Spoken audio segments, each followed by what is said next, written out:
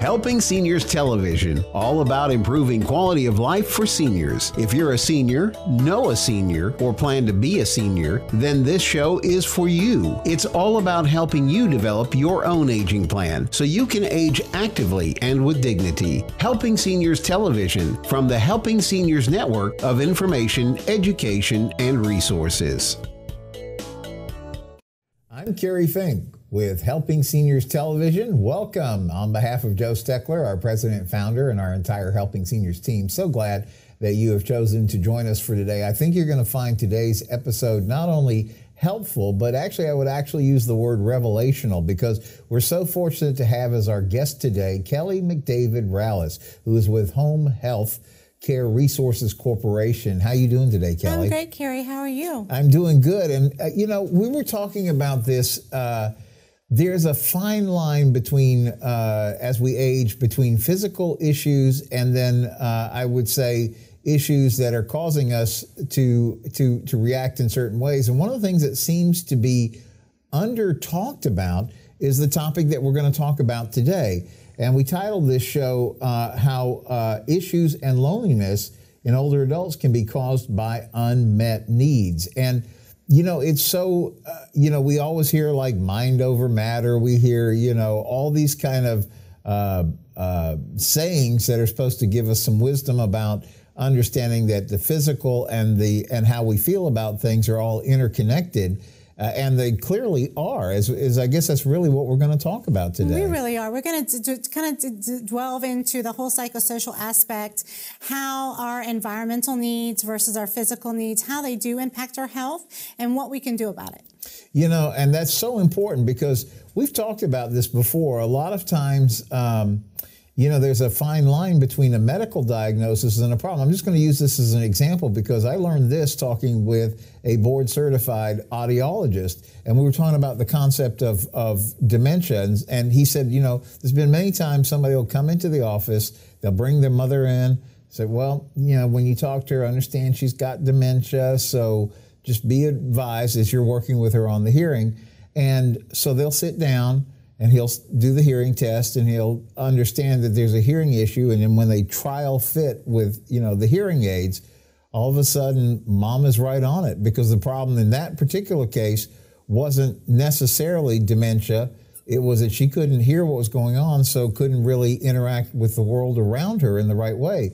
And almost what we're talking about is the reverse. We might keep somebody in perfect physical health, but if they're not able to interact with the world, we could have the same effect, kind of. Oh, absolutely. Even, to piggyback on what you said, some people think that forgetfulness is a sign of maybe you don't care, or it is a sign of dementia or Alzheimer's, when actually it's maybe they couldn't hear you. Right. So they didn't know what they needed to remember. Yeah, and you were sharing, as we're talking on this topic, you were sharing some pretty outstanding statistics about what this looks like. And I was going to ask you maybe to take us into it just from there. Absolutely. One of the things about it is that when you're dealing with memory loss or confusion, and you're dealing with someone who lives alone, and they don't have impact of a family, they don't have impact of neighbors or social environments, or, like people go out and play cards, you have bingo, you have all of these wonderful engagements that are available for seniors, or you're not able to enjoy them for other reasons. 40% of adults in the middle age show progression of decline in their mental statuses because of lack of socialization. Wow. And not having needs met. Say that number again. 40%. So that's like almost getting close to half of all middle-aged to older adults show a decline in their overall health due to lack of having their needs or activities of daily living, their everyday needs, including socialization. Wow. Unbelievable. Because when you think about it, you say, well, mom or dad, they're doing fine. They're home alone. And that's how they want it, right? Exactly. That's, they don't really want to be out and doing a bunch of stuff. They just like being happy at home. They want their independence. They want their freedom. They don't want someone else in their home. But are you really giving them what they really need? Are you really helping them? Yeah, and so let's talk about this this term, unmet needs. You know, I thought that was kind of fascinating when we were planning the show out, and you were talking about this is a term that gerontologists use. Can you talk a little bit about? Unmet needs basically is, again, it is something that a gerontologist uses, and it refers to needs that are not being met, but they're not required to keep you alive. Kind of like the Maslow's power, the pyramid. Right. It, you know, our what are our needs? You know, to live, the hierarchy, Maslow's hierarchy of needs. It kind of brings you back to that. But now, because we're aging and we're all living longer, and we're choosing to age in place, how is not having our needs met impacting us? And what are those? What are our needs? Are they just our shelter, our food, you know, electricity, water? Adequate, you know, the things that keep us alive? Are they the other things that help add value and quality to our lives? You know, that's interesting, because we were joking also about, you know, people say, well, you know, mom's home, she's fine, there's plenty of food in the refrigerator, the power, the AC is working, everything is good, she's got TV on, she can binge watch whatever show she'd like. And then we maybe mistakenly, or it sounds like we are mistakenly, assume that she's living her best life at that point. Well, you know, even if you're calling and checking on her daily, and maybe you do a 15-minute call in the morning and 15 minutes at night, what's happening to the other 23 and a half hours of her life? How is she being stimulated? Is 30 minutes or an hour a day enough to stimulate and add quality of life to someone's? And how can not having that stimulation and the socialization, how can it affect their health? You know, that's an interesting conversation, because I was thinking when you were talking about that, if you put yourself in that place and you said, that's going to be my extent of outside interaction, you know, my son is going to call or my daughter's going to call and I'll get to hear their voice 2 times a day, that will be the highlight of the day, of course, but then what are you doing with the rest of your time? What a good question to ask. Absolutely, it is, and we're going to kind of go through, you know, today's episode and really talk about that and show what we can do. You know, how do we make it better? How do we add activities into their life and socialization? How do we do that? How can we do that if we live out of state? Maybe we don't live nearby and we can only get by, you know, every couple of months. And maybe we're using FaceTime and we're using the virtual videos and chat, things like that. But everybody's busy. So unless you're doing that, you know, several hours a day, are you really impacting that person? You know, I remember having this discussion some years back with a physical therapist, and this had to do with my mom. And so they were explaining that when you are recovering from a physical injury, that it takes a long time to gain progress, you know, over that situation, particularly as we age. And to illustrate the example, this particular physical therapist said there have been studies done where they took a perfectly healthy 20-year-old college student and said, you're going to stay in bed for 30 days. That's your thing. And then after 30 days, we're going to get out and we're going to measure how you're doing. And they were talking about for this 22-year-old perfectly healthy college student, after 30 days in bed, their strength was so diminished. And he said, now, if you can understand that about what happens to a college student, you can understand what it must be for somebody as they're getting up in years and having more, you know, less strength and more issues. And I was thinking that might be a similar analogy, right? Because when we're young, we can figure out, oh, I'm going to go out and do this and I'm going to go out and do that. And as we get older, those things may not necessarily be available. Well, think about someone, or maybe you've experienced this in your lifetime. You sprained your ankle. And in 3 days, you had to be somewhere, you had to walk a lot, or you had to dance, or you had something that you want to attend. How more quickly did you get healed or get better with your progress because you had something to look forward to, or something that you needed to participate in? If you don't have something to look forward to or something to participate in, are you have something to motivate yourself to help get you better? And isn't the whole, the power of the mind? Yeah, I do think that's it. Where's your motivation to go ahead and take that next step? So we're talking about this in the framework of unmet needs, and so many people have experienced. It's really not probably talked about enough. isolation, depression, just things, you can only watch the TV so many hours a day. And it's something that's depressing sometimes, right? Right. Even the content. So let's I think we've identified the problem and we've talked about it a little bit. So even though we think mom or dad is home alone and seems to have all physical needs met, what we're really talking about, we need to explore the fact that there are still unmet needs that maybe aren't even, like you said, physical, but they have to do with that interaction and getting over that feeling of isolation. One of the things you want to do and reach out to, a lot of times there are volunteer services those type of things available. Those are always good places to start with. Also, home health care services, our specialty and what we do with companion, respite care, homemaking services. Maybe, we're coming over and we're doing some companion services in like an hour or two a couple times a week. And then we're, helping them with tasks and chores that they cannot do, their activities of daily living. Maybe they do need help with personal care needs and help with showers, or they need help with laundry and housekeeping, or someone to go grocery shopping, or someone to meet them at the grocery store so that, we can shop together to help, they get control of their finances and they can budget appropriately, or we can help them and assist them to make sure they're getting everything they need, maybe to help build a meal plan. There's a lot of nutritional things that we can do there that add a lot of quality too, making sure, are they eating properly? I mean, so many times if someone is living alone, I mean, you're just snacking, you're eating on whatever's there, you're not putting a lot of thought in. You ever tried to cook for one? I mean, people, that aren't seniors don't really want to cook for one person. Right. So think about your loved one. Are they getting adequate nutrition?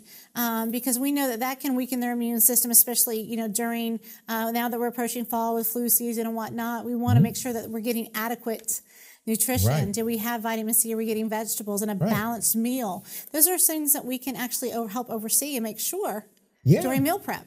So another aspect of this, I think, as we talk about it, I have actually personally witnessed this, where somebody was living sort of a hermit-like existence, staying home alone, and then something required them to make a move into what I would say would be an active assisted living facility. And within a short period of time, the transformation in that person was remarkable. And so you could argue, well, it's one part nutrition, right? Because they're getting at least properly planned meals. But the other part that you're referring to is that social interaction. And so some people like that kind of an environment, but I think the vast majority of folks really did, this is my home, I'm comfortable here, I want to age in place. I hear that so often.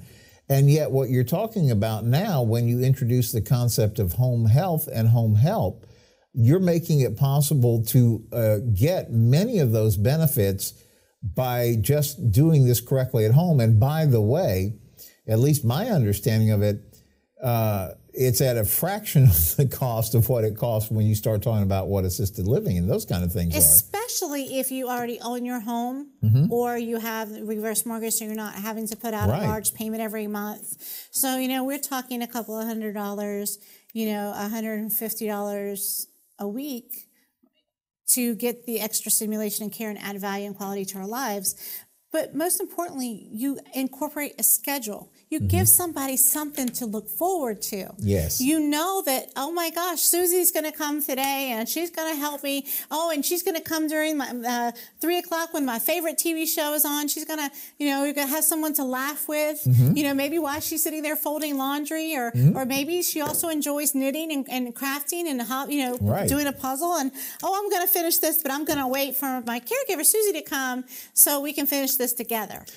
That you're right on it, because I was going to say there's 2 points even to that whole discussion. Number one is that not only is there now a focus, so there's multiple benefits that are happening. Number one, there is that social interaction. Number two, the caregiver is getting a chance to interact and just make sure everything is going in the right way on all levels.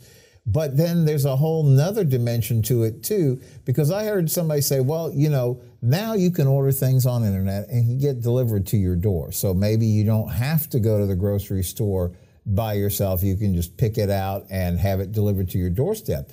But I've heard it explained that, There's going to be a delivery charge. By the time you figure out what all, you're going to have to be technologically enough to be able, I want one of these and 4 of those or whatever. And the reality is, when you would have somebody come in and help you plan the meals, get the groceries, get you set up, there's a whole interaction. What foods do you like? All those things that I'm sure you're able to work through with somebody when you have that expertise that's in addition to just whatever you would order off the internet. Well, not only that, our home health care, our aides and our certified nursing assistants, they're licensed and they're certified. So they're trained to look for other things. So if somebody's not there dropping in often, how do you know that their behaviors or changes, there's been a change in their condition? Did they have a mini stroke? Are they having some, right or left-sided weaknesses? I mean, are they having pain? Are they slurring with their speech? Are they walking lopsided? Those are all the behaviors that they're also trained that we can help get early detection, and also they would notify me, and we would then intervene with either emergency contact or their primary care physician. So we would help them get, maybe some assisted medical care that they needed.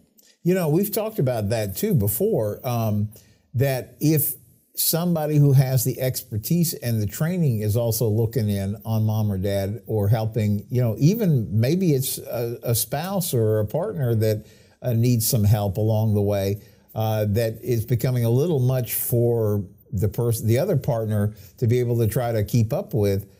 Just having that, not only that person that can help with that, but a person who actually has some training and expertise.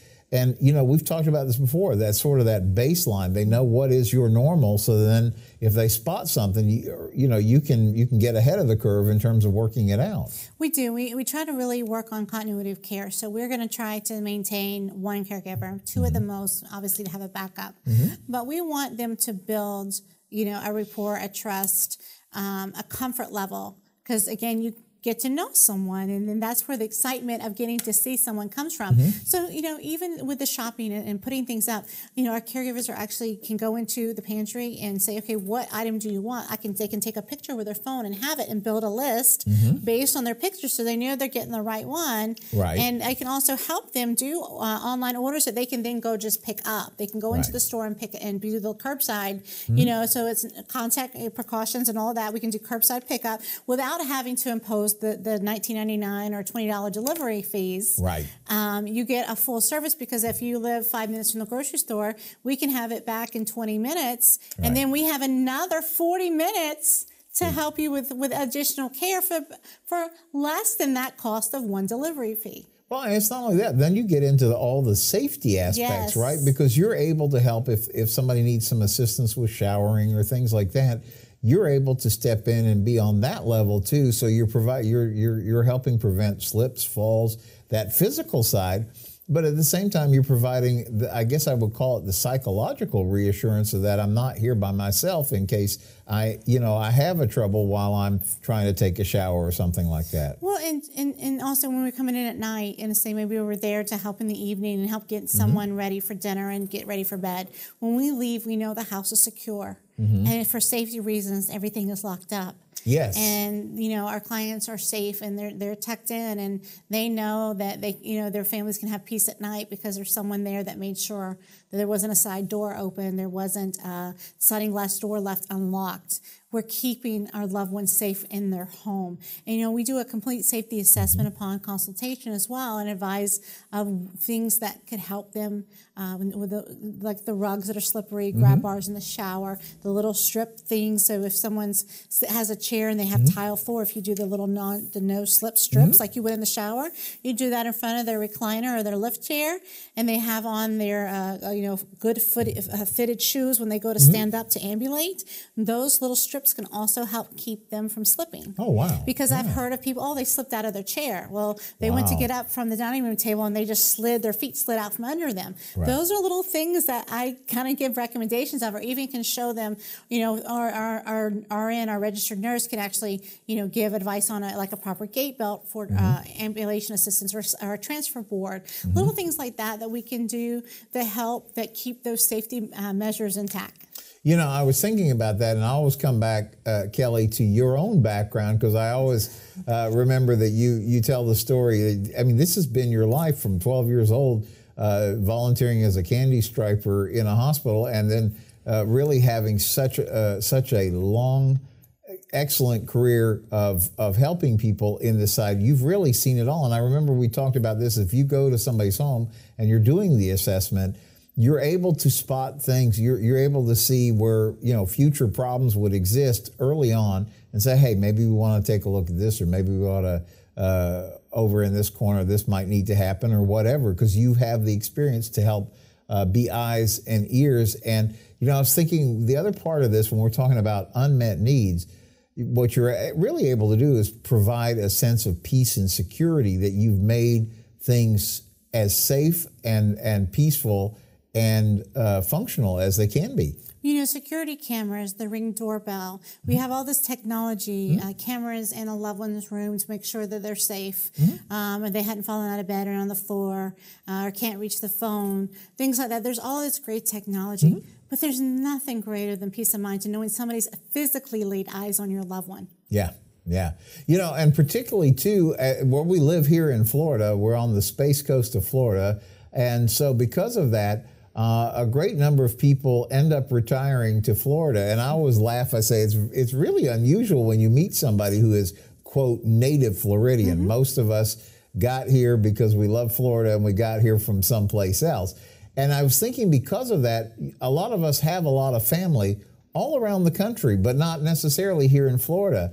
And so particularly if you're the adult child of an aging parent who's retired in Florida, you know, and you're calling and you're FaceTiming and all these things, trying to keep up with mom or dad, you know, there's also a level of frustration because, you know, the technology may not work right, or all those kind of problems you can run into. And here again, when you guys are in there, you're eyes on, you can be hands-on as needed, you can really be a present help in a way that would also reduce the stress for the adult child of the parent, wherever they are up north or something. Well, absolutely, because, you know, we really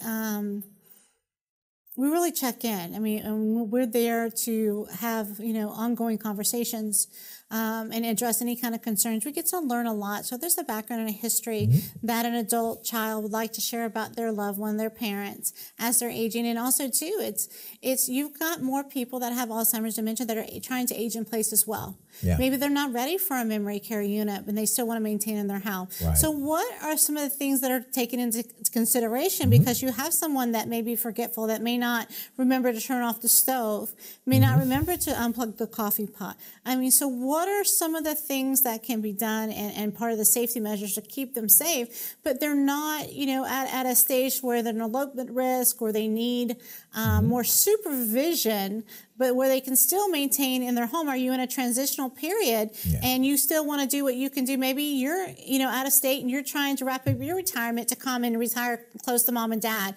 How do you sustain them in their home through that transitional period? And you do that with in-home supports. And what I remember, too, that we've talked about is the fact that you are able to evaluate a circumstance and then provide kind of a care plan that helps somebody understand where they are and where it's going. And that you, by definition, work with folks on a very flexible basis so that you can adjust the care that's provided as the care needs. There's no reason for paying for more than you need early on, but then there's also that continuity established as things move along, and maybe something happens where you now have to reevaluate and there needs to be more in-home care.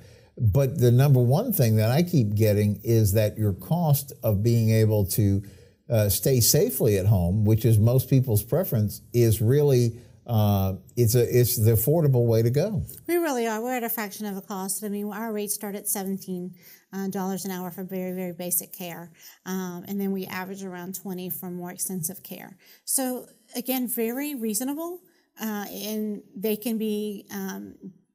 A plan can be put together on how to make those. We like 4-hour increments. It's just get more value that way, whether it be, you know, 1 day a week, 2 days a week, or every day. I mean, 5 days a week. We actually offer care on the weekends. I mean, maybe your loved one is an evening person and they don't want to be bothered at 7 or 8 o'clock in the morning. Or maybe they do. I mean, we have caregivers that can do both, that can work in the morning. We have evening shifts available. If you need a situation where maybe you do live here and you have to go and check on another family member and you need someone to come live in, we do live-in assistance, 24-hour care.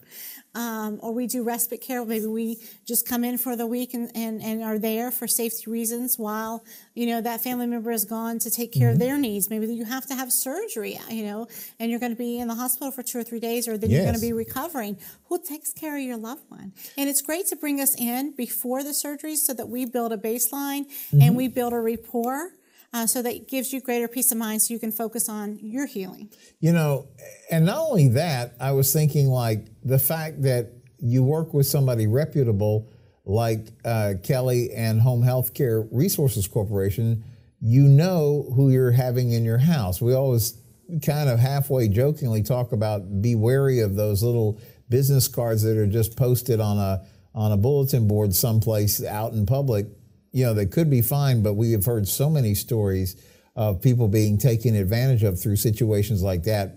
Through the best of intentions, they thought this little lady was going to come in and clean their home or whatever and was going to be fine, and they cleaned out their home is what ended up happening. And one of the benefits of giving you a call is you're getting that expertise, you're getting trusted help, and then there is that oversight that you guys do, and so you know where your help is. We're licensed and we're accredited, and we've been in business since 2009. So we have a reputation that has already been built behind us, and the accreditation shows that we really do care about getting it right and giving our seniors the best care possible, because we're held to a higher standard, and that's why we bring in the certified home health aides or the licensed certified nursing assistants. That's so good. We have just enough time to make sure people can grab a piece of paper and a pencil and jot down the phone number so they can give you a call, Kelly.